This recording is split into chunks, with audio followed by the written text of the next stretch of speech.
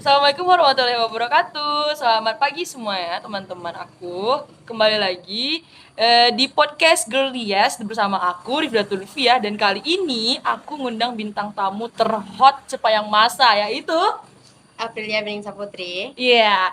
Kak, jadi kali ini aku ngundang April ini untuk mewakilkan, bisa jadi mewakilkan berbagai macam perasaan yang dirasakan anak kelas 12 di fase-fase terakhirnya.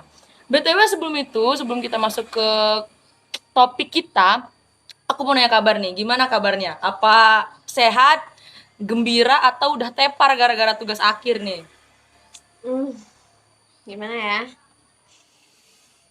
Hampir kayak ada ya. Hampir tepar ya berarti ya. Berarti semua sama, termasuk aku juga hampir tepar ya guys.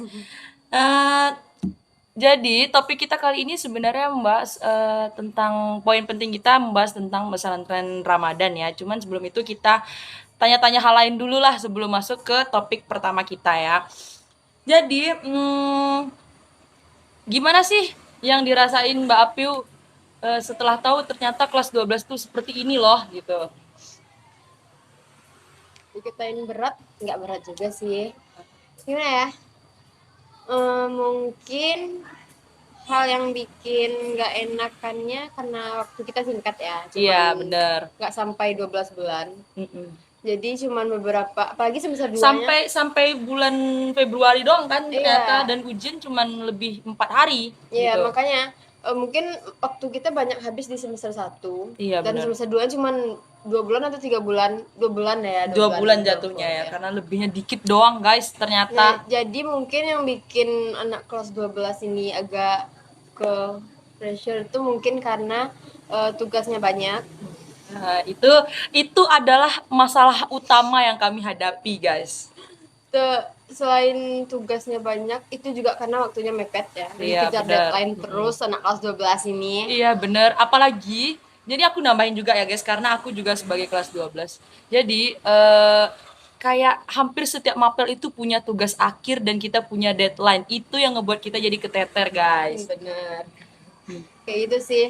Tapi selebihnya enggak, kalau untuk pertemanan semuanya masa-masanya itu asik banget. Iya. Kecuali yang satu poin itu sih. Iya, berarti kenanya di tugas ya. Kalau untuk pelajaran gimana? Makin susah atau makin mudah, atau udah deh nggak tahu lagi gitu? Gimana? Udah deh ya, tapi Tapi nggak bisa ya, karena Iya. memang harus dilalui ya. Makanya kalau untuk pelajaran kayaknya semuanya juga udah tahu ya, makin Iya. di sini pasti makin berat. Bener sih. Tapi ya udah ya, Dijalani dijalanin aja ya, karena kita sebentar lagi sudah mau selesai juga, tinggal nunggu BK rapor bye gitu ya. Terus pengalaman apa sih yang didapat dari selama kelas 12 ini, atau dari kelas 1 SMA deh, dari kelas 10 berarti ya sampai kelas 12, apa sih gitu pengalamannya?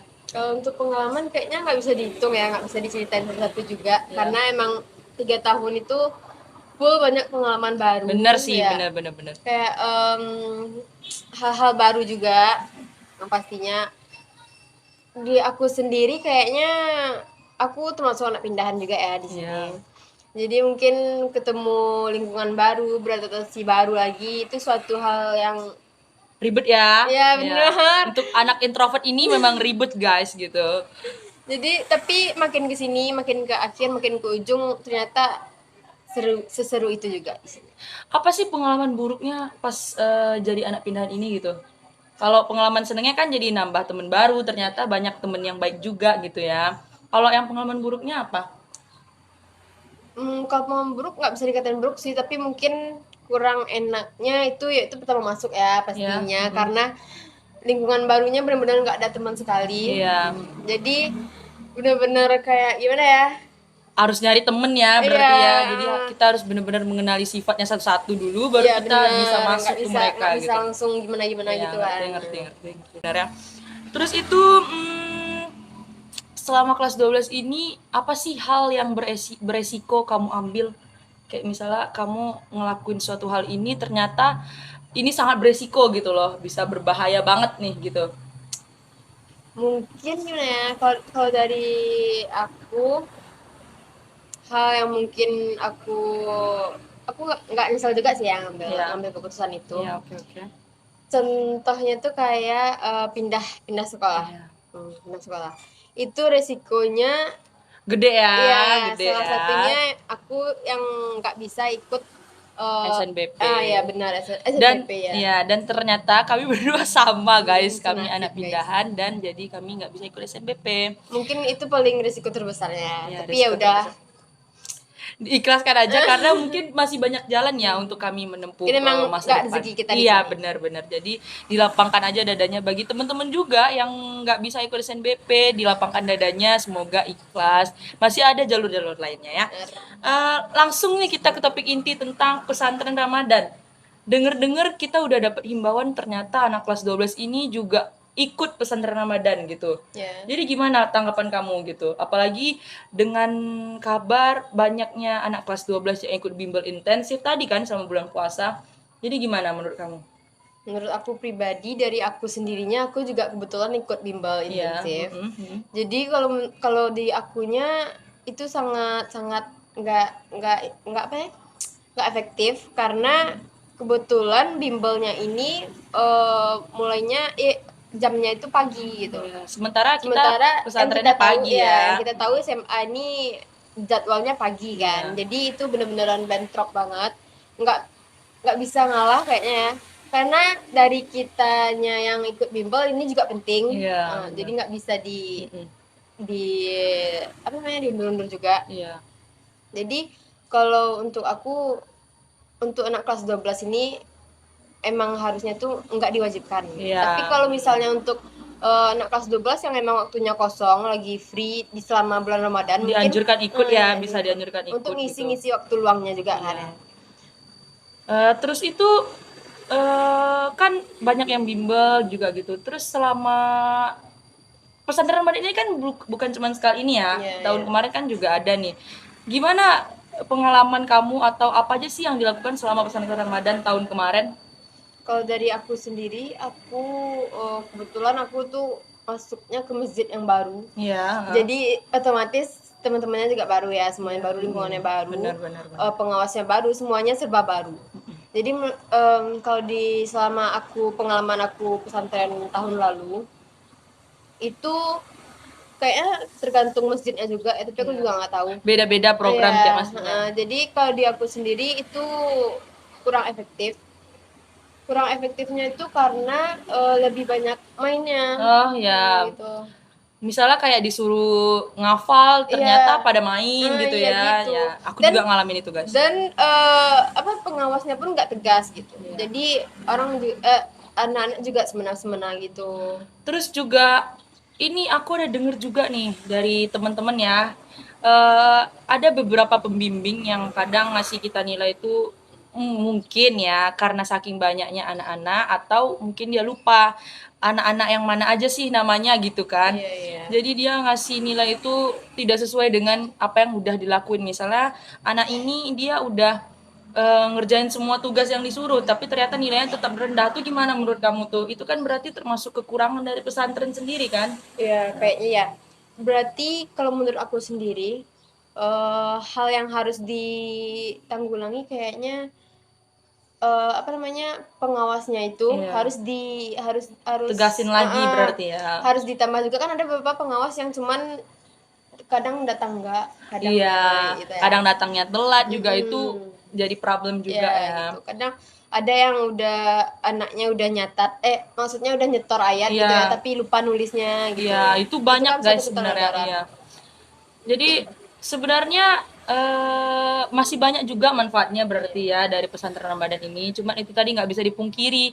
Ternyata masih banyak kelemahan-kelemahan yang ada di pesantren Ramadan ini. Sebenarnya lebih efektif kalau di sekolah nggak sih? Iya. Ya kan, karena guru-guru kita yang ngambil nilai, jadi guru-guru kita langsung ngeproses gitu. Iya, Dan guru-guru kita udah kenal semua sama kita gitu ya. Jadi kalau untuk kelebihan berarti mengisi waktu Banyak luang banget, ya ya. kan. Pastinya Contohnya apa banyak lagi nih banget. gitu selain mengisi waktu luang? Contohnya yang pastinya itu bakal nambah pahala sih ya. Iya, bener sih. Kita denger ceramah itu udah dapet pahala ya. Karena kalau biasanya nih di bulan puasa ini godaannya berat nih ya. Iya, bener. Godaannya berat. Jadi itu bisa untuk nambah iman kita ya. Iya.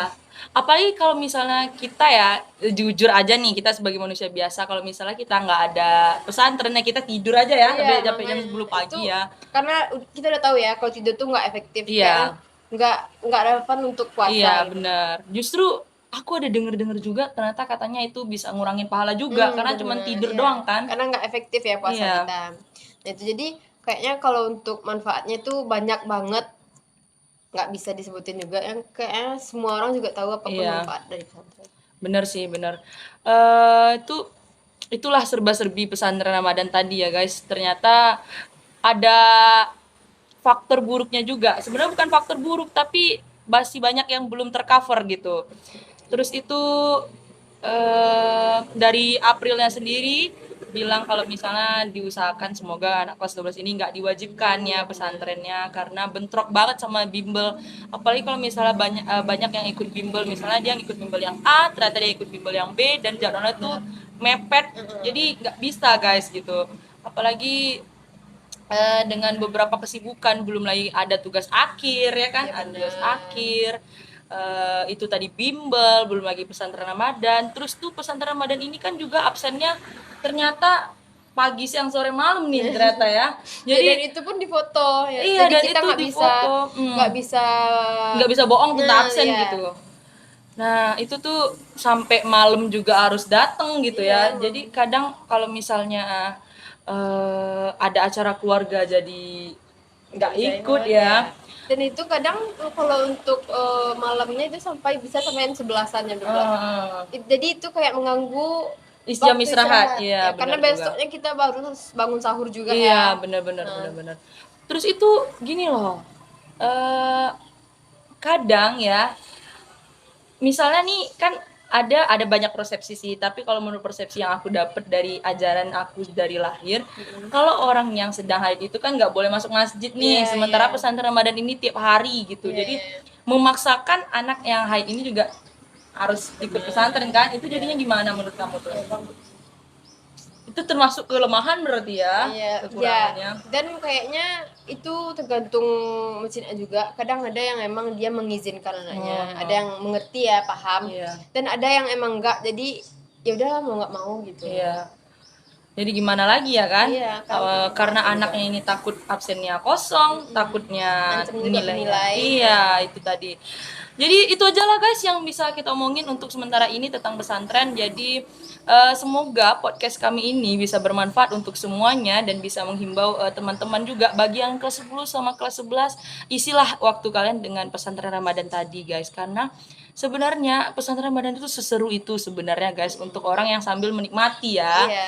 Seseru itu sebenarnya. Jadi janganlah nongkrong-nongkrong atau gimana gitu ya. Jadi isi waktu luang dengan Iya, pesantren. benar. Karena seru guys. Jadi itu aja deh podcast dari aku hari ini. Sampai nanti di podcast selanjutnya. Bye bye. Terima kasih ya April. Iya, sama-sama. Bye.